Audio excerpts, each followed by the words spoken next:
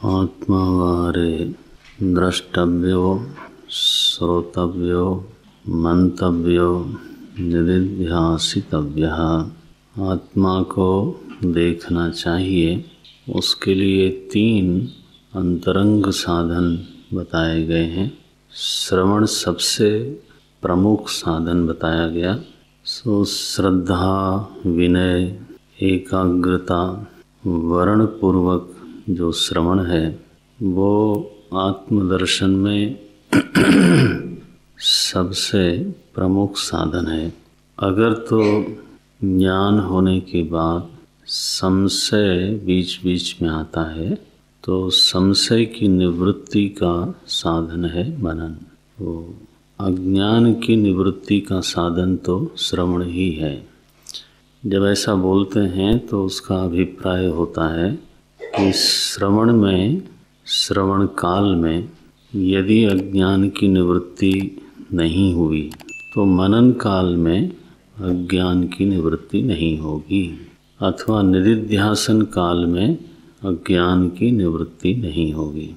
तो अज्ञान की निवृत्ति का जो साधन है, जो स्थान है, जो काल है, वो श्रवण काल ही है। तो अज्ञान निवृत्त होने के बाद भी जब श्रवण पूरा होने के बाद साधक अकेले में कभी किसी संशय से घिर जाता है, माने उस समय प्रश्न मानो नहीं आए क्योंकि श्रवण तो हो रहा था, बाद में उसकी बुद्धि में से कोई प्रश्न आया या दूसरे ने कोई प्रश्न दे दिया उसकी बुद्धि में, तो उस समय अगर संशय आ गया तो उस संशय की निवृत्ति के लिए जो साधन है वो है मनन। तो ज्ञान संशय रहित होने पर भी बार बार विपर्य की भावना साधक को घेरती है। विपरीत भावना से साधक मानो परेशान है। तो इस विपरीत भावना की निवृत्ति का साधन निदिध्यासन बताया गया है। अनुभूति का साधन निदिध्यासन नहीं है, इस बात को ध्यान में रख लेना। कई बार ऐसी गलती हो जाती है या ऐसी समझ हो जाती है लोगों को कि निदिध्यासन से जो हमने सुना है अब उसका हम अनुभव करते हैं। तो अनुभव का साधन, साक्षात्कार करने का साधन तो निदिध्यासन है, ऐसा कभी कभी लोग समझते हैं। तो ये सही समझ नहीं है, ठीक से श्रवण ही नहीं हुआ, सिद्धांतों को ठीक से जाना नहीं। जो वस्तु अपरोक्ष है, अनुभव स्वरूप है, उसकी अनुभूति के बाद ही मन की अनुभूति होती है, इंद्रियों की अनुभूति होती है और इंद्रियों से भासने वाले जगत की अनुभूति होती है। जो अनुभव रूप सत्ता है तो उसका अनुभव निदिध्यासन से होगा, ये समझ ठीक नहीं है ना। साक्षिणः पुरतो भानम, साक्षी का भान तो सबसे पहले है। मन की अनुभूति कभी होवे कभी ना होवे ये तो हो सकता है, लेकिन मन के साक्षी का अनुभव तो निरंतर है। एकात्म प्रत्यय सारः, ये अस्मत् प्रत्यय के रूप में अहम के रूप में निरंतर ही तो आत्मदेव तो अनुभूयमान है। वो तो श्रवण से केवल उस आत्मानुभूति में जो गलत समझ मिली रहती है कि अहम जीवोस्मि परिच्छिन्नोस्मि, वह जो भ्रम है उसकी निवृत्ति श्रवण से होती है। श्रवण भी कोई अनुभव देने वाला साधन नहीं है। दुनिया में कोई ऐसा साधन नहीं है जो आत्मा का अनुभव देता हो। अगर तो अनुभव देने की ज़रूरत पड़ गई तो आत्मा तो फिर अनुभव रूप है नहीं, फिर तो वो ऐसा ही है जैसे घटपट, यानी घट का कभी अनुभव होगा कभी नहीं होगा। जब आप चाहोगे, प्रयास करोगे ध्यान दोगे तब घट की अनुभूति होगी, और जब प्रयास नहीं करोगे तो अनुभूति नहीं होगी। तो जड़ नाम का जो घट है वो तो चूंकि जड़ है इसलिए ध्यान देने पर ही अनुभव में आवेगा, नहीं ध्यान देने पर पुरोस्थितः घटः न अनुभूयते, सामने स्थित जो घड़ा है उसकी भी अनुभूति नहीं होगी। लेकिन जो चेतन स्वरूप है वो हमारे ध्यान देने से अनुभव में आवेगा, ये बात कैसे हो सकती है? आत्मा की छोड़िए, मन की देखिए। मन आपके अनुभव में ध्यान देने पे आता है? वो तो आता ही रहता है। क्यों भाई? क्योंकि घट की अपेक्षा वो अधिक जीवंत है, अधिक सचेत है। तो आप चाहो न चाहो, बोले श्रवण करने पर मन की अनुभूति हुई, पशु को भी होती है। मन की अनुभूति और मन की प्रवृत्तियों की जो अनुभूति है उसके लिए श्रवण मनन करना है क्या? हाँ, मन कैसा है, कब से है, कहाँ से उसकी उत्पत्ति हुई, उसकी क्या प्रकृति है, मन के बारे में स्पष्ट बोध करने के लिए श्रवण की जरूरत पड़ सकती है। लेकिन मन है कि नहीं है, है ना? तो मन का अनुभव कराने वाला कोई श्रवण नहीं है। बोले मैंने निधिध्यासन किया तब मन का अनुभव हुआ, साक्षात्कार हो गया। निधिध्यासन किससे किया तुमने? तो यह बात साधक को, खासतौर से वेदांत के साधक को साफ रहनी चाहिए। हालांकि कई बार यहाँ से पढ़ने के बाद भी कई लोग ऐसी ही बातें करते दिखाई देते हैं कि निधिध्यासन से जो थियरी है श्रवण में हमने थियरी पकड़ी, तो सच बात यह है कि तुमने कुछ नहीं पकड़ी। क्योंकि आत्मा जो वस्तु है वो बहिस्थ कोई जड़ वस्तु नहीं है कि जिसके बारे में थियरी और प्रैक्टिकल आप करने जा रहे हो। आत्मा चेतन स्वरूप अपरोक्ष वस्तु है, नित्य निरंतर अनुभूयमान है। उसी की अनुभव की उपस्थिति में सारे अनुभव बनते हैं और बिगड़ते हैं, सारे अनुभव आते हैं और जाते हैं, सारी समझ आती है और जाती है। आत्मा की अनुभूति हमारी समझ की मोहताज नहीं है। तस्य भाषा सर्वम इदम विभाति, वो केवल आरती के लिए नहीं बोला जाता।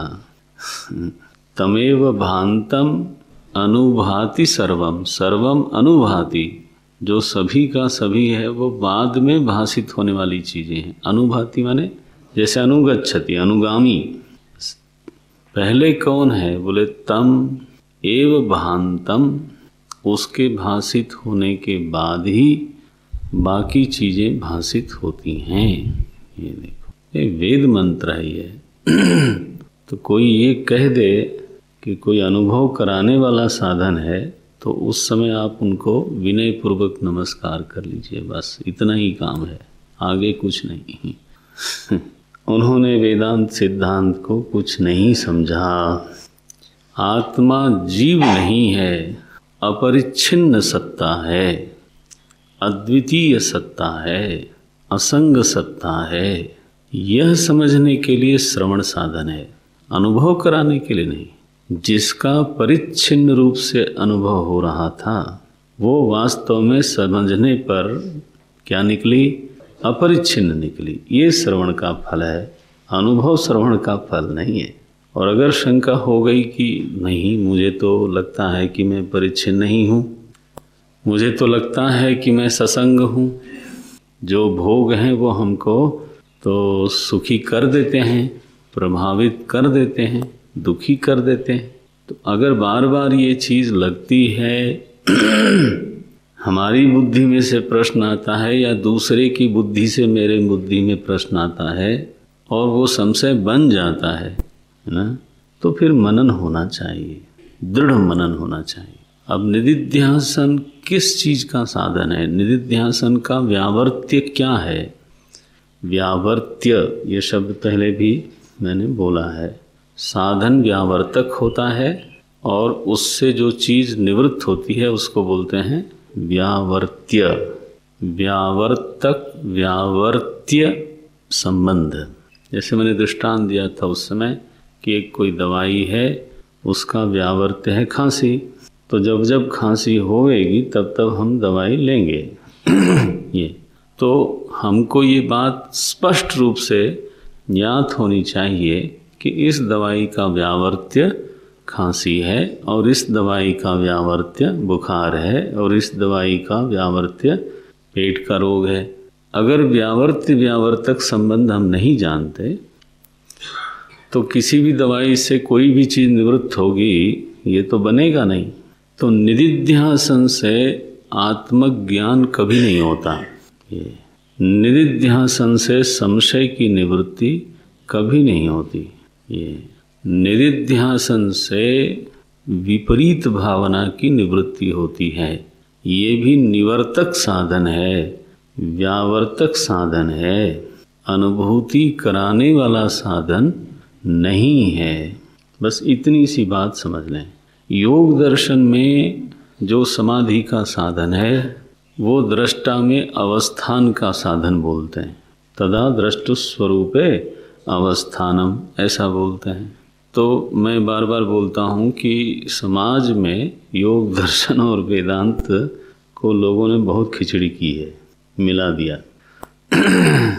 तो निरोध वृत्ति निरोध होने पर दृष्टा का स्वरूप में अवस्थान होगा। तो दृष्टा आज कहाँ अवस्थित है? कोई भी चीज़ कहाँ अवस्थित होगी? अपने में ही तो अवस्थित होगी। उसको भ्रम हो जाए वो बात अलग है, लेकिन महाराज मिट्टी भी मिट्टी में ही स्थित है और जो अग्नि है वो भी अपने ही स्वरूप में स्थित है। न स्वरूप की प्रच्युति हो सकती है क्या? एनीवे, प्रच्युति का भ्रम हो सकता है। अच्छा, भ्रम की निवृत्ति निरोध से होगी कि विवेक से होगी? भ्रम की निवृत्ति के लिए वृत्ति चाहिए, वृत्ति का निरोध नहीं चाहिए। तो वहाँ भी दर्शन में एक शब्द आता है विवेक ख्याति। सांख्य दर्शन में भी आता है और योग दर्शन में भी आता है। तो वो मानते हैं कि जो भ्रम की निवृत्ति है वो विवेक ख्याति से होती है। सांख्य दर्शन कहता है विवेक ख्याति विचार काल में होती है और योग दर्शन कहता है कि विवेक ख्याति निरोध काल के ठीक पहले स्वयं होती है। हमारा उससे कोई लेना देना नहीं। हम उन लोगों के इस वाद में हमारा कोई मतलब नहीं है। वेदांत का साफ दृढ़ मत है जो भ्रम की निवृत्ति है वो श्रवण काल में ही होती है। बोले हमारी तो नहीं हुई, तो बोले फिर सुनो, यही है, मैंने साधन बदल नहीं सकता। बोले हमारी तो पानी पीने से प्यास नहीं बुझी, तो अब क्या कहें, खाना खाओ। मैंने ऐसा अगर कोई हमसे बोले कि पानी पीने से प्यास नहीं बुझी तो हम साधन बदलेंगे क्या? बोले प्यास नहीं बुझी, अच्छा मैं दूसरा बताता हूँ, खाना खा लो या टहल आओ और लग जाएगी। अब प्यास की निवृत्ति का एक ही साधन है, वो है पानी, और अगर नहीं बुझी तो और पियो, बस सिंपल बात यह है। बोले कब तक पिएं? जब तक निवृत्त ना हो जाए। इसमें ऊहा पोह की क्या बात है? तो श्रवण काल कब तक? बोले जब तक भ्रम की निवृत्ति ना हो जाए। लो उपनिषद के विद्यार्थियों की निवृत्ति तो एक ही उपनिषद में हो गई। बोले ये भी सही है, तो उनका अधिकार देख लो। ये सो श्रवण और मनन, इन दोनों साधनों का व्यावर्त्य अज्ञान और संशय है। और विपरीत भावना क्या है कि मुझे अनुभूति है कब? जब मैं सुनता हूँ, जब मैं विचार करता हूँ। ऐसा कुछ नहीं है कि अनुभव आवेगा। अरे अहम अस्मि सदा भामी कदाचित ना हम अप्रिय, ये कोई अनुभव कोई करावेगा क्या? मुझे मालूम है कि मैं हूँ और निरंतर भान स्वरूप हूँ। कोई 10 बार कहे कि आप नहीं हो तो मैं कहूँगा पागल हो गए हो। और मेरा अनुभव है कि मैं अपने अस्तित्व को निरंतर प्रेम करता हूँ। ऐसा कभी कोई क्षण नहीं हो सकता जिसमें मेरा अस्तित्व मुझे प्रिय न लगे।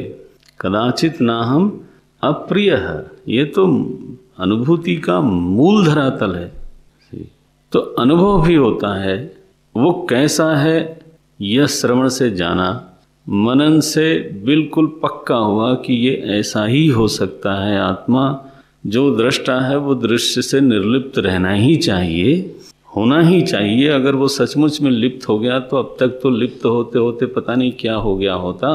तो मनन से यह साफ लगता है कि साक्षी में दृश्य के लेप का भ्रम हो सकता है, लेकिन लेप हो नहीं सकता। ये भाई कई बार भ्रम भी हो जाता है कि मैं तो लिप्त हो गया, और थोड़ी देर बाद वो कहाँ गया लेप। हजारों अनुभूतियां जीवन में हुई, उनका कहाँ आता पता है, आप वहीं की वहीं हो। मनन से संशय निवृत्त है, लेकिन अब बार बार जीवोस्मि ये जो विपरीत भावना है ये आती है, परिच्छिन्नोस्मि ये विपरीत भावना है ये आती है। तो मैं भोगता हूँ, कभी सुखी होता हूँ, कभी दुखी होता हूँ, यह विपरीत भावना घेर लेती है। और जब यह विपरीत भावना घेर लेती है तो मैं उससे प्रभावित तो होता हूँ। जानते हुए भी समझते हुए भी वह जाना हुआ समझा हुआ उस समय कम से कम मेरे काम में नहीं आता। कोई उस समय प्रश्न कर दे तो मैं जवाब भी दे दूंगा। जब मैं दुखी हो रहा होऊंगा उस समय कोई आत्मा के भोक्तृत्व के विषय में प्रश्न करे तो उसका जवाब भी दिया जा सकता है, लेकिन फिर भी दुख तो नहीं जाता। मैं सिद्ध कर दूंगा कि वो भोगता नहीं है, फिर भोग क्यों रहे हो? बोले ये तो समस्या है। तो विपर्य के रहते जीवन मुक्ति का जो निर्बाध आनंद है वो खंडित होता है, बाधित होता है, प्रतिबंधित रहता है। मानो कि बैन लग गया हमारे ज्ञान के ऊपर। वो है तो सही, लेकिन तो उसका लाभ नहीं दिखाई देता। तरति शोकम आत्मवित्, यह जो फल है वो घटता नहीं दिखता। नंदति नंदति नंदत्येव, यह जो बात कही गई है वो हमारे भीतर नहीं मालूम पड़ती। न बिभेति कुतश्चना, ये जो फल बताया गया, आनंदम ब्रह्मणो विजानात न बिभेति कुतश्चना, तो आत्यंतिक निर्भयता। ये अच्छेद्योयम दाह्योयम, भय किससे से? भय तो तब होगा जब अहम छेद्य अहम दाह्य। वहाँ गीता बोलती है अच्छेद्योयम दाह्योयम अक्लेद्यो शोष्य नित्यम सर्वगतस्थाणु अचलोयम। तो वहाँ ऐसा कहा जाता है।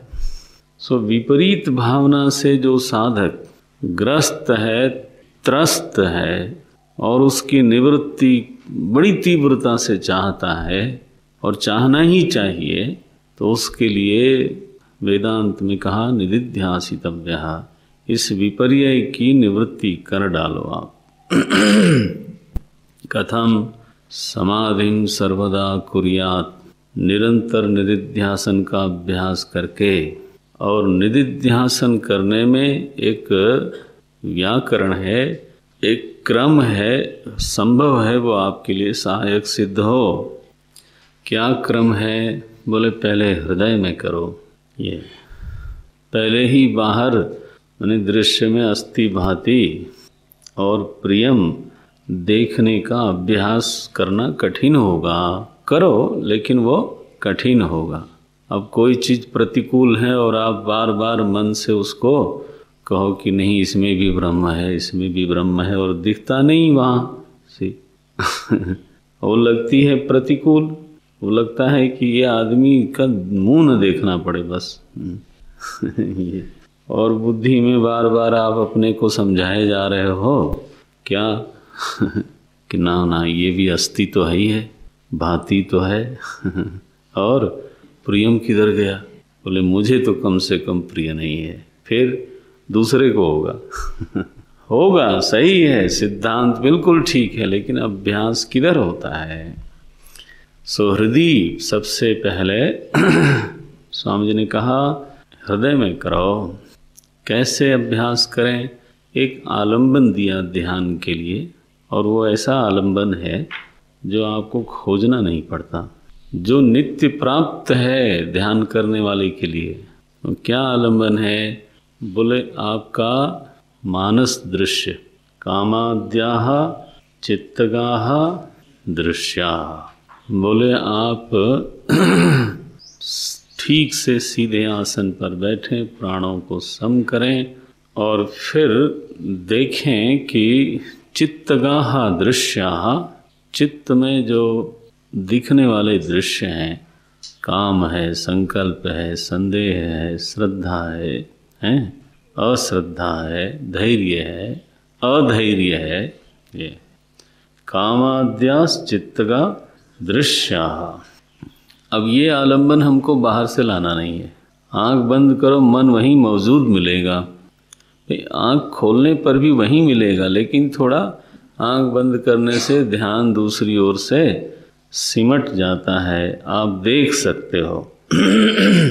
तो दृश्याः दृश्याः, हाँ दिखाई देता है। किसको दिखाई देता है? तो जो हमारा ध्यान है वो उधर परावर्तित होना चाहिए, शिफ्ट होना चाहिए। प्रमाण विचार होगा। इस ग्रंथ के बाद उपनिषद लेने का मन है, तो उसके पहले थोड़ा प्रमाण विचार करेंगे। प्रमाण विचार में एक बात आती है कि प्रमाण प्रमेय का पक्षपाती होता है, प्रमाता का पक्षपाती नहीं होता। देखो ये चीज़ें हमारे महापुरुषों ने सोची हैं, समझी हैं, सभी लोगों को तो ध्यान भी नहीं जाता। जो नेत्र नाम का प्रमाण है वो रूप को दिखाने में ही अपने को सार्थक मानता है। नहीं, नेत्र खोलेंगे तो हमारा ध्यान किधर ले जाएगा? वो रूप की ओर, रूप को देखने वाले की ओर नहीं ले जाएगा। नेत्र रूप का पक्षपाती होता है, रूप देखने वाले का पक्षपाती होता नहीं। उसका सारा ध्यान चला जाएगा रूप में। तो किसको दिख रहा है? बोले उसको क्या दिखाना? श्रोत्र शब्द को प्रकाशित कर देगा, किसको सुनाई पड़ा उधर ध्यान नहीं जाने देता। इसको क्या बोलते हैं? प्रमाण प्रमेय का पक्षपाती होता है, वो अपने प्रमेय की तरफ ले जाता है। नियम है ऐसा। जीभ पर कोई चीज़ डालने के बाद सारा ध्यान जाएगा ये कैसी है, मीठी है, नमकीन है, तीखी है, क्या है। अरे किसको हो रहा है? उधर देखो। बोले उधर क्या देखना? उधर देखने के लिए थोड़ा जीभ पे डाला था। ये लेकिन यह तो स्वाभाविक स्थिति है। साधना की स्थिति क्या है कि रूप देखें और ध्यान जाए नेत्र पर, नेत्र देखें और ध्यान जाए मन पर, यानी पीछे की ओर ध्यान जावे। ये साधनात्मक वृत्ति है, स्वाभाविक नहीं है, ये साधना की वृत्ति है। तो मन के दृश्य हैं, सही है, लेकिन उनको नहीं देखना है। वो किसको देखते हैं? उधर ध्यान जाना चाहिए। जिसको वो दृश्य देखते हैं वो जड़ नहीं हो सकता, निश्चित रूप से वह चेतन है। चेतनम ध्यायेत, चेतन का ध्यान करें। कैसे? साक्षित्वेन। कस्य साक्षित्वेन? चित्त का दृश्य तत्साक्षित्वेन।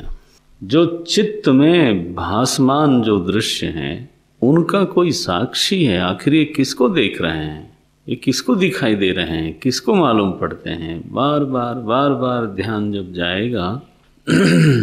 मैं आँख चेक करवाने गया तो ये श्लोक बड़ा याद आया। वहाँ सामने वो ABCD क ख ग घ ये सब एक लिखा रहता है ना, आँख वाले उसमें। तो हमारे डॉक्टर साहब तो हमारे सत्संगी थे, तो उन्होंने कहा स्वामी जी पढ़िए इसको। मैंने कहा ये क ख ग घ पढ़ाओगे आप मुझको? बोले भाई वो नहीं पर्पज है, आप पढ़िए तो सही। तो निचली वाली लाइन, तो वहाँ आदमी पढ़ रहा है लेकिन पढ़ाने का प्रयोजन नहीं है। प्रयोजन है कि जो पढ़ने वाला करण है उसकी स्थिति क्या है, अक्षरों की स्थिति क्या है, यहाँ पर कोई प्रयोजन नहीं है। तो ध्यान किधर रखना है? आँख पर। आँख पर दिखाई उधर देता है, समझ में इधर आता है कि अच्छा मैं ये नहीं पढ़ सकता। तो जो अपनी सामर्थ्य की स्थिति है वो पकड़ में आ गई। किसके आलंबन से? दृश्य के आलंबन से। स्वाभाविक स्थिति यह है कि नेत्र से रूप की स्थिति मालूम पड़ती है, लेकिन आज क्या हुआ कि रूप के द्वारा नेत्र की स्थिति मालूम पड़ गई कि ओ इसका मतलब है कि यहाँ तक मैं पढ़ सकता हूँ, तो इसके आगे मेरी स्थिति किसकी? नेत्र की स्थिति ठीक नहीं। तो यह जो ध्यान है ना, देखना उधर और स्थिति को पकड़ना इधर, बहिरंग आश्रय आलंबन बनता है अंतरंग को समझने में, अंतरंग को पकड़ने में। अब जरा असली आँख को चेक करिए, दृक् को करिए। दृक् तत्व कौन है? सीधे आत्मा। दृगेव न तो दृश्यते। तो उसको कैसे पकड़ें, उसकी स्थिति को कैसे पकड़ें? बोले दृश्या। मनोवृत्तियों को आप देखो, वो दृश्य रूप से साफ साफ मालूम पड़ती हैं। किसको मालूम पड़ती? किसको मालूम पड़ती हैं? बार बार ध्यान उधर जाना चाहिए। जिसको मालूम पड़ती हैं निश्चित वो जड़ हो ही नहीं सकता। सो चेतनम ध्यायेत। यह जो ध्यान का अभ्यास है, इसका नाम दे दिया पहचान कराने के लिए दृश्यानुविद्ध। दृश्यानुविद्धोयम समाधि सविकल्पकः। दृश्य से बांध करके ध्यान को दृष्टा में फेंकना। जैसे कागज फेंकना हो। अब कागज फेंकना है तो कागज हल्का है, तो जहाँ मैं फेंकना चाहता हूँ वहाँ नहीं जा सकता। अब उसमें एक कोई भारी चीज़, पत्थर रख दिया, फिर फेंका, वो पहुँच गया। तो पत्थर फेंकने का प्रयोजन नहीं था, प्रयोजन तो कागज फेंकने का था। तो जो हमारा ध्यान है उसको फेंकना है कहाँ? दृष्टा में। ये लेकिन ऐसे नहीं फेंक पाते, सीधे चेतन पर ध्यान नहीं होता। तो उन्होंने कहा लाओ तुमको ध्यान को दृष्टा में फेंकने की एक तरकीब बताते हैं। दृश्य से अनुविद्ध करो, दृष्टा में फेंको। तो नाम रखा दृश्यानुविद्ध सविकल्प समाधि।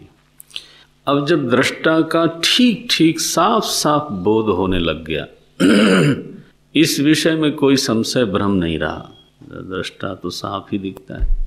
चेतन का अनुसंधान हो गया, बार बार हो गया। अब कोई कहे कि भीतर कोई चेतन सत्ता नहीं है, तो वह साधक मुस्कुरा देगा, बोले भाई आपकी ऐसी समझ है, उसको सुधार लो। चेतन तो है, मन को देखने वाला जो चेतन दृष्टा है वो तो मैं जानता हूँ, वो तो साक्षात अपरोक्ष हमको है। आपके कहने न कहने का क्या है वहाँ। कोई कहे ब्रेन ही है तो वो हंसेगा कि ब्रेन तो महाराज तुम्हारे नेत्र का दृश्य है, क्या बात करते हो। ब्रेन जो है वो नेत्र भाष्य है, मन भाष्य भी नहीं है। भाई दूसरे का ब्रेन हम अपने आँख से देखते हैं सीधे सीधे, वो नेत्र भाष्य वस्तु है और नेत्र मन भाष्य है, और जो मन का भी दृष्टा है उसका नाम चेतन है। तो तुम ब्रेन ब्रेन कहते हो, ब्रेन तो रूप की श्रेणी में आता है। वो तो इंद्रिय की श्रेणी में भी नहीं आता देखा जाए तो। बोले ना ब्रेन ही है, बोले मतलब मुझे डाउट है कि तुम्हारे पास है कि नहीं। एकदम साफ हो गया कि ना ना, मन नाम की चीज रूप से नहीं दिख सकती। आपका नियम, कोई भी दृश्य अपने दृष्टा का दृष्टा नहीं हो सकता। ब्रेन तो नेत्र को ही नहीं देख सकता, मन को कैसे देखेगा? हैं जी, मन का दृष्टा तो चेतन पक्का अनुभव में आ गया है ही है, अनुभव समझ में आ गया। लेकिन बार बार मन वहाँ से, ध्यान वहाँ से खिसक जाता है। तो उसी में सुस्थिर कैसे करें, दीर्घ काल तक कैसे रहें? जब साधक को ये प्रश्न आया कि चेतन का अभिध्यान तो होता है, दृश्य के आलंबन से चेतन का ध्यान तो होता है, लेकिन उसी में स्थिरता, उसी में टिक जाना, ये कैसे रहे? तो पहला साधन दृश्यानुविद्ध है, अब दूसरा साधन बोलते हैं शब्दानुविद्ध सविकल्प समाधि। अब ध्यान का जो आलंबन है वो किसको लें? बोले शब्द को लेना है। शब्द की एक बड़ी महिमा है कि वो अपने अर्थ की ओर आपका ध्यान भेजता है ना। शब्द का ये एक स्वभाव है कि वो आपका ध्यान अपने अर्थ से जोड़ देता है। अगर मैं कहूँ कमल तो आपका ध्यान कहाँ गया? कमल पुष्प में गया। पीला गुलाब देखो तो आपका ध्यान किससे जुड़ा? उस आकृति से जुड़ा। शब्द कभी भी बीच में आता नहीं, ये उसकी महिमा है। बड़ा वैरागी है ये, अपने अर्थ से हमारे ध्यान को मिला के खुद निकल जाता है। है ना। उसको कुछ लेना देना नहीं, दलाली नहीं चाहिए उसको। बड़ी प्यारी चीज है। किसी मित्र का नाम लें, एकदम वो शब्द तिरोहित हो जाएगा और हमारा ध्यान उस मित्र से जुड़ जाएगा। यही है। तो शब्द की इस प्रकृति का हमारे महापुरुषों ने, हमारे गुरुजनों ने उपयोग किया। बोले वो शब्द चुने जिसका अर्थ आत्मा होता है। जो आत्मा की महिमा का अर्थ बताने वाले शब्द हैं, उन शब्दों को चुन लें और उन शब्दों का फिर निदिध्यासन में उपयोग करें। तो सहारा किसका? बोले शब्द का, दृश्य का नहीं। अब पहले दृश्य का जरूर लेना है, क्योंकि चेतन के ध्यान के लिए, चेतन के अनुसंधान के लिए दृश्यानुविद्ध समाधि ही साधन है। शब्दानुविद्ध नहीं, दृश्यानुविद्ध। एक बार दृश्यानुविद्ध पक्की हुई, थोड़ी दृढ़ हो गई, तब आप बोलते हैं असंगो असंगः। अब देखो साधक को असंग शब्द कहाँ सार्थक होता दिखाई देगा? चेतन में। क्योंकि निर्लिप्त तत्व जो है वो केवल चेतन है। मन में संग हो जाता है, देखो शरीर से तो संग हो ही जाता है। तो निस्संगता जो घटती है वो पूरी तरह से केवल चेतन में घटती है। इतने दृश्य आए और गए तो किसी से दृष्टा का संबंध नहीं हुआ। पहले का श्रवण हुआ है, मनन हुआ है, अब उसी को बार बार उसी महिमा में स्थिर रहना चाहते हैं। असंगः सच्चिदानंदः। ये आत्मदेव सतरूप हैं, किसी का सच नहीं, स्वयं सच। अस्तित्व यहाँ विशेषण नहीं है, अस्तित्व ही तत्व है। सच्चित आनंद, यह जो चेतन आत्मा है वो सदरूप है, वह सत्ता चिद रूप है और वह चेतना आनंद रूप है, प्रिय है। एक शब्द बोला, 10 मिनट वहीं पर मन टिक गया। मन माने ध्यान टिक गया। इसको असंगः सच्चिदानंद स्वप्रभा। स्वप्रभा माने स्वयं प्रकाश है। इस चेतन का कोई भी दृष्टा नहीं है। स्वप्रभा, स्वप्रभा साधक बोलता है और उसको वो अर्थ वहीं पर उपस्थित प्राप्त हो जाता है। स्वप्रभा द्वैत वर्जिता।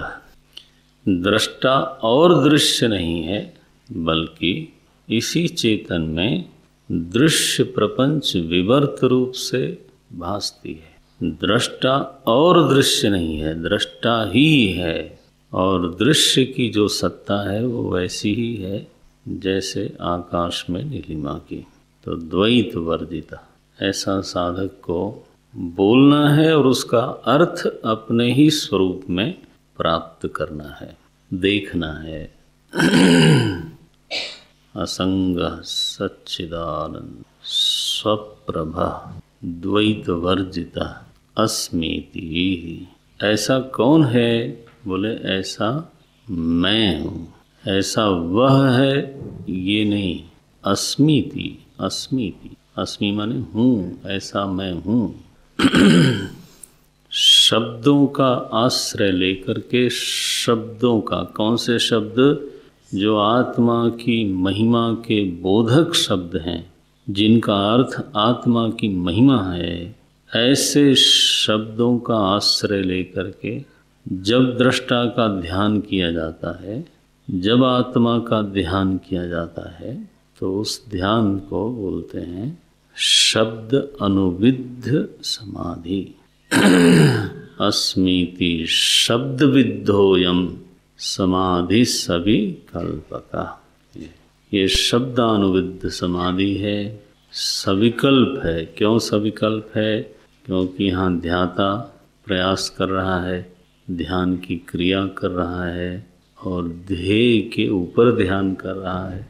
ये तो ध्याता ध्येय ध्यान तीनों की त्रिपुटी बनी हुई है, इसलिए इसको बोलते हैं सविकल्प समाधि।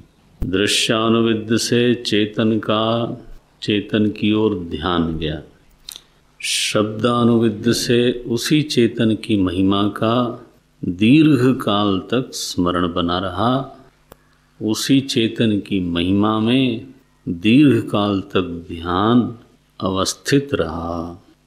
दृश्यानुविद्ध मानो अनुसंधान कराती है और शब्दानुविद्ध मुझे वहाँ टिका देती है। साधक का ध्यान वहीं पर टिक जाता है। टिकाने वाला ध्यान शब्दानुविद्ध, लेकिन अनुसंधान कराने वाला ध्यान दृश्यानुविद्ध है। अब दीर्घ काल तक यह अभ्यास चलते रहना चाहिए। नैरंतरीण दीर्घ काल सत्कार सेविता दृढ़ भूमि ही। निरंतरता बनी रहे। निरंतरता का मतलब है तो रोज करना, व्यवधान के बिना रेगुलर होना चाहिए और देर तक करना चाहिए। और इस साधना में सत्कार बुद्धि हो कि ये बहुत बड़ी साधना है। दिन भर का सबसे कीमती समय हमारा यही है। दिन भर में बड़े महत्व काम आते हैं, लेकिन वो काम सब इस काम के आगे है ना बेकार, गौण है। सबसे महत्वपूर्ण जो दिन भर में काम है वो ये है सत्कार सेविता। साधन का सत्कार होना चाहिए। किसी दिन न हो पाए तो लगे कि आज तो व्यर्थ हो गया दिन, ये जो करना था वो नहीं किया तो इधर उधर फालतू में समय चला गया। ठीक है, वो सब काम भी जरूरी थे, लेकिन वो जरूरी काम अगर असली जरूरी को छुड़वा दे रहे हैं तो ये कब तक चलेगा। ऐसी वेदना जो है वो मुमुक्षु के मन में आती है। ऐसे ही जन्म सिरानो, जन्म गयो हरि भजन बिनो, ऐसे वो वेदना मुमुक्षु की है, ये संसारियों की नहीं है। सत्कार सेविता, ऐसा अगर दीर्घ काल तक चलता रहे तो विद्यारण्य स्वामी जी पंचदशी बोलते हैं तो धर्म मेघ का निर्माण हो जाता है। और शब्द दिया उन्हें धर्म मेघ, माने ध्यानाभ्यास के संस्कार घनीभूत हो गए। जैसे नभ में मेघमालाएं घनीभूत हो गईं, जैसे नभ घनाच्छादित मेघाच्छादित हो गया, बरसने को तैयार हो गया, है ना। ऐसा ध्यानाभ्यास के संचित संस्कारों का एक मेघ बन गया। अब वो संस्कार साधक को बार बार ध्यान करवाते हैं। जैसे बहिर्मुखता के संस्कार साधारण मनुष्य को बार बार बाहर ले जाता है, ऐसे ही तो साधना के भी संस्कार होते हैं। वो संस्कार अगर घनीभूत हो जाएं तो वो साधक विवश की तरह बैठ ही जाता है ध्यान करने। उसका समय आया तो वो बैठ ही जाएगा, वो अपने को रोक नहीं सकता, उसको करना नहीं है, वो विवश है। जैसे भोगी विवश होके भोगोन्मुख हो जाता है, वैसे योगी विवश होकर के योगोन्मुख हो जाता है। बिल्कुल विवश शब्द है, आप समझ लीजिए। ये बात फ्राइड को समझ में नहीं आई, उनको लगा कि तो मूल प्रवृत्ति के विरुद्ध है। अरे संस्कार अशुभ हैं तो शुभ क्यों नहीं हो सकते? तुमको ये क्यों नहीं समझ में आता? जिन अशुभ संस्कारों की बात करते हो वो भी तो इकट्ठे किए हुए हैं। अब हमने दूसरा इकट्ठा किया तो क्यों नहीं होगा? लिखते हैं कि भगवान ने गीता में लिखा तो ह्रियते अवशोपिसा, अवशोपी शब्द लिख दिया महाराज। उसकी बुद्धि को ना साधन में विवश करके लगा देता है। कौन? उसका पूर्व का किया हुआ साधन। लोग कहते हैं इतनी छोटी उम्र में आप साधु हो गए, तो मैं थोड़ा होता हूँ। विवस्था होती है ना किसी की। एक साधक था, उपनिषद में कथा है ये, तो उसको ऐसा नहीं, उसके मन में भी काम क्रोध की वृत्तियाँ आती जाती थी, लेकिन वो बहुत क्षीण थी, शिथिल थी, और साधना के संस्कार प्रबल थे। तो श्रुति माता जो हैं वो कहती हैं अगर ये गृहस्थ बन जाएगा तो फंसी जाएगा, क्योंकि वो संस्कार उसके हैं तो सही, लेकिन कैसे हैं? क्षीण हैं। वो उसको निभा भी नहीं पाएगा और भाग भी नहीं पाएगा। ये तो कुछ आश्रम ऐसे हैं ना, फिर आपको निभाना पड़ता है ना।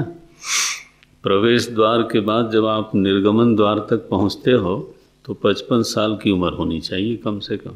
घुसे कब? 25 साल में प्रवेश द्वार में प्रविष्ट हुए। अब निर्गमन द्वार खोजते रहे किधर से निकलूं, तो वो 55, कभी 60, कभी 65। ये नहीं कि बगल में निर्गमन द्वार है, ये न समझ लेना। वो ऐसा महाराज महल है, वो आप लोग समझदार हो मेरे ख्याल से। तो श्रुति क्या बोलती है? बोले ये वाणी तुम्हारी जाया है। उपनिषद ने कहा ये तुम्हारी वाणी ही तुम्हारी पत्नी है। उसका अभिप्राय ये बताना नहीं है कि वाणी पत्नी है। भाष्य देखो, उसका अभिप्राय ये है कि तुम इस लायक नहीं हो, तुम्हारे संस्कार इस लायक नहीं हैं कि तुम इतने दीर्घ काल तक गृहस्थाश्रम को निभाओ। क्यों फंसना? पत्नी भाव यहीं कर लो, निवृत्त करो उसको। वृत्ति आती जाती है, उसको कौन मना करता है? लेकिन क्या वो इस लायक है कि उसके लिए 25-50 साल 35 साल उसको निवृत्त करने में लगाया जाए? वो नारद जी ने जाके हिमवान को कहा, नहीं नारद जी ने नहीं, सप्तर्षियों ने, ये सहज एकाकिन है, कैसे? कबहू की नारी खटाओ। बोले कहाँ शिव जी के लिए आपने भेज दिया तपस्या करने के लिए? वो तो एकांत प्रिय हैं, और ऐसे लोगों को कभी क्या, हाँ अरे कभी कोई वृत्ति आई चली गई, ऐसे लोगों को क्या गृहस्थ आश्रम सदेगा क्या कभी? तो आप गलत जगह नंबर मिला रहे हो। ये सप्तर्षि लोगों ने कहा। ये बोले पहले एक बार विवाह कर दिया था बड़ी मुश्किल से, ब्रह्मा जी वगैरह सब ने हाथ जोड़ जोड़ के, तो मरवा दिया वो अपनी पत्नी को। सती जी वाली कहानी बताई। सो साधना के संस्कार भी बहुत प्रबल होते हैं, भोग के ही संस्कार प्रबल होते हैं, ये न समझना। और इतने प्रबल होते हैं कि व्यक्ति विवश की तरह उस तरफ चलता है, विवश की तरह। ये संसारिक केवल वृत्ति को समझने वाले लोग इस बात को नहीं समझते। संस्कारों की जो लीला है वो अद्भुत है। अगर अशुभ संस्कार प्रबल हैं तो वो भी विवश कर देंगे, और शुभ संस्कार होंगे तो वो भी विवश करेंगे। अथवा योगिनामेव कुले भवति धीमताम् एतद् हि दुर्लभतरं लोके जन्म यदीदृशं तत्र तं बुद्धि संयोगम लभते पौर्वदेहिकम्। पौर्व माने पुराने, पूर्वदेह। लभते पौर्वदेहिकं यतते च ततो भूयः संसिद्धिं लभते ततः, कैसे है? पराम, संसिद्धिं लभते पराम। तो यतते च ततो भूयः, ये है महाराज। तो धीरे धीरे इस धर्म मेघ का निर्माण होना चाहिए साधक के जीवन में। ये सारी बात का अभिप्राय इतना ही है। आदमी खिलवाड़ करते रहे, अपने जीवन को बिखेरता रहे, कभी इधर जाए कभी इधर जाए, और कभी इस साधना के संस्कारों का जितना संचय होना चाहिए वो न करे, तो वो साधक तो है लेकिन बस ऐसे ही है, वो कभी विवश की स्थिति में आवेगा नहीं। गुरु जी से किसी ने कहा कि तुलसीदास जी महाराज को पत्नी ने डांटा और भाग खड़े हुए। बोले तुमको तो रोज ही डांटती है, तुम क्यों नहीं भागे? बोले तो तुलसीदास जी हो गए, तुम कुल्फीदास के कुल्फीदास बने रहे। कहीं विनोद में बोलते हैं। बोले तुम तो कभी लोगों को ऐसी व्याख्या मिलती है ना। अरे एक संस्कारों के जागृत करने का कोई निमित्त मिल जाता है, ट्रिगर जिसको बोलते हैं। आपने बात खत्म हुई कि डांटने से अगर कोई तुलसीदास बन जाता तो फिर तो उनकी कमी नहीं होती है नहीं, हर गली में मिलते तुलसीदास जी। ओ नहीं, सो गगन घटा गहरानी, कबीर बोलते हैं गगन घटा गहरानी। वो गगन में तो साधना की घटा गहरा गई, वो आपका पुरुषार्थ है, साधना है। फिर क्या हुआ? ये निर्विकल्प जो है ना, वो फल है, वो क्रिया नहीं है, वो साधना नहीं है। स्वानुभूति रसावेशात, देखो ये तो करना नहीं है। स्वानुभूति रसावेशात दृश्य शब्दौ उपेक्षतु निर्विकल्प समाधि स्यात् निवात स्थित दीपवत। यही है ना 26वां श्लोक? कौन सा है? 26वां। निर्विकल्प समाधि स्यात्, कुर्यात नहीं, निर्विकल्प समाधि होती है। कैसे होती है? बोले जब स्वानुभूति का जो रस है, देखो निमित्त क्या है निर्विकल्प समाधि का? वेदांत में निमित्त क्या है? बोलते हैं स्वानुभूति रस। वो तो दृश्यानुविद्य में भी आता है, शब्दानुविद्य में भी आता है, श्रवण में भी आता है, मनन में भी आता है। अनुभूति तो नित्य है, वो कोई कालावच्छिन्न नहीं है, साधनावच्छिन्न नहीं है, तो अनुभव स्वरूप आत्मा है। फिर स्वानुभूति रस आवेशात, फिर उसका आवेश हुआ, इसको बोलते हैं गगन घटा गहरानी, धर्म मेघ बन गया। समाधि के संस्कार संचित होते होते होते होते होते दीर्घ काल तक जब सत्कार भाव से सेवा की, ध्यानाभ्यास की, तो धीरे धीरे धीरे आवेश की स्थिति आई। स्वानुभूति रस आवेशात, और जब आवेश आया तो जो प्रयास है उसकी उपेक्षा हो गई। क्या प्रयास था? दृश्यानुविद्य और शब्दानुविद्य। दृश्य शब्दौ उपेक्षितु, दृश्यानुविद्य और शब्दानुविद्य समाधि का जो अभ्यास चल रहा था, प्रयास चल रहा था, उसकी उपेक्षा हो गई। और अब क्या स्थिति हुई? बोले निर्विकल्प समाधि स्यात्, निर्विकल्प स्थिति हुई। उस समय चित्त की स्थिति क्या है? ध्यान की स्थिति क्या है? बोले ध्यान की स्थिति ऐसे है जैसे वायुहीन प्रदेश में रखी हुई प्रज्वलित दीप शिखा। दीप शिखा तो प्रकाशमयी है, ऊर्ध्वमुखी है, और चूंकि वायु से ताड़ित नहीं है, इसलिए कैसी है? निष्कंप है, ऐसे सुस्थिर हो गई। तो ये उपमा उपनिषदों में भी दी गई है, सदग्रंथों में दी गई। निवात ये गीता में भी आए। हाँ, यथा दीपो निवातस्थः नेंगते सोपमा स्मृता। ये हमारा बड़ा शास्त्रीय दृष्टांत है। निवातस्थित दीपवत, ध्यान की ऐसी निष्कंप स्थिति का निर्माण हो गया। तो ये परिणाम है, ये क्रिया नहीं है। क्या है? परिणाम है, स्वयं घटता है। और कल देखेंगे। माली सींचे 100 घड़ा, ऋतु आए फल होत। देखो माली जो है ना, पौधे में से फल नहीं निकाल सकता। वो तो अपनी गार्डनिंग करे, तो उसको खाद दे, पानी दे, खरपतवार निकालता रहे। फल तो स्वतः प्रकट होने वाली चीज़ है। बोले नहीं मैं आज ही निकालूंगा इसमें से, इसी में से निकलता है ना, डाल में से, लाओ निकालता हूँ। डाल तोड़ दोगे तुम। माली सींचे 100 घड़ा, ऋतु आए। जो करना है वो करते रहना चाहिए, जो परिणाम है वो परिणाम तो अपने आप आता है। ओम पूर्णमदः पूर्णमिदं पूर्णात् पूर्णमुदच्यते पूर्णस्य पूर्णमादाय पूर्णमेवावशिष्यते। ॐ शान्ति शान्ति शान्तिः। हरिः ॐ श्री गुरुभ्यो नमः। हरिः ॐ।